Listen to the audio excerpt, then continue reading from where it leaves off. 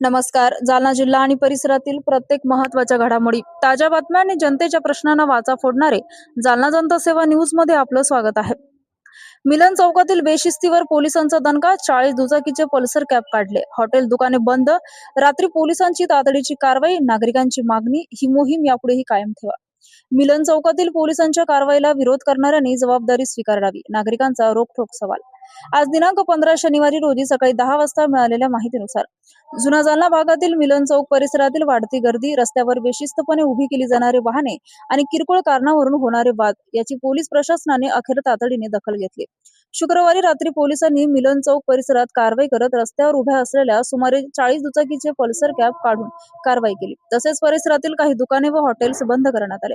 मिलन चौक परिसरात गेल्या अनेक दिवसापासून दुसऱ्या प्रभागातील नागरिक मोठ्या संख्येने येऊन जमणे, रस्त्यावर वाहने उभी करणे, शिवीगाळ, किरकोळ कारणावरून वाद तसंच हत्यारांचा धाक दाखवण्यासारखे प्रकार होत असल्याची नागरिकांची तक्रार होती. त्यामुळे परिसरातील कायदा सुव्यवस्थेबाबत चिंता व्यक्त केली जात होती. विशेषतः हॉटेल समोर मोठ्या संख्येने दुचाकी रस्त्यावर उभा केल्या जात असल्याने वाहतुकीला मोठा अडथळा निर्माण होत होता.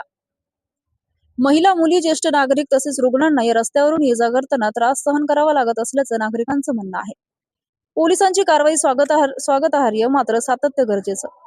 पोलीस प्रशासनाने रात्री केलेल्या कारवाईचे परिसरातील नागरिकांनी स्वागत केलं आहे. मात्र केवळ 1-2 दिवस कारवाई करून थांबण्याऐवजी मिलन चौकात नियमित पोलीस गस्त ठेवावी आणि रस्त्यावर वाहने उभी करणाऱ्यावर सातत्याने कारवाई करावी अशी मागणी नागरिकांनी केली आहे.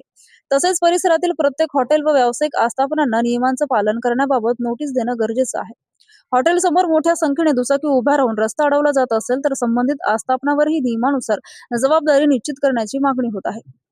कारवाईला विरोध करणाऱ्यांनी जबाबदारी घ्यावी. पोलीस प्रशासनाने कायदा सुव्यवस्था आणि नागरिकांच्या सुरक्षिततेसाठी एखादे हॉटेल किंवा दुकान बंद केले तर कोणताही राजकीय नेता, कार्यकर्ता किंवा समाजसेवक दबाव आणून ती कारवाई थांबवण्याचा प्रयत्न करू नये अशी मागणी नागरिकांनी केली आहे. मात्र एखाद्या व्यक्तीवर भविष्यातील गुन्ह्याची जबाबदारी थेट टाकणे किंवा केवळ कारवाईला विरोध केल्यामुळे त्याच्यावर गुन्हा दाखल करण्याची मागणी करणे हे कायदेशीर प्रक्रियेच्या अधीनच असावे. अशी घटना घडल्यास प्रत्यक्ष जबाबदार व्यक्तीवर पुराव्यानुसार कठोर कायदेशीर कारवाई करावी अशी नागरिकांची अपेक्षा आहे. मोठी घटना घडण्यापूर्वी पोलिसांची कायमस्वरूपी नजर हवी. मिलन चौकात पुन्हा रस्त्यावर मोठ्या प्रमाणात गर्दी होऊ नये, वाहने अवास्तव उभी राहू नये आणि कोणत्याही प्रकारचा वाद किंवा हाणामारी होऊ नये यासाठी पोलिसांनी पुढेही ही कारवाई सुरू ठेवावी. मोठी घटना घडल्यानंतर कारवाई करण्यापेक्षा ती घडूच नये यासाठी प्रतिबंधात्मक उपाययोजना करणे अधिक महत्वाचं आहे अशी भूमिका परिसरातील नागरिकांनी व्यक्त केली आहे.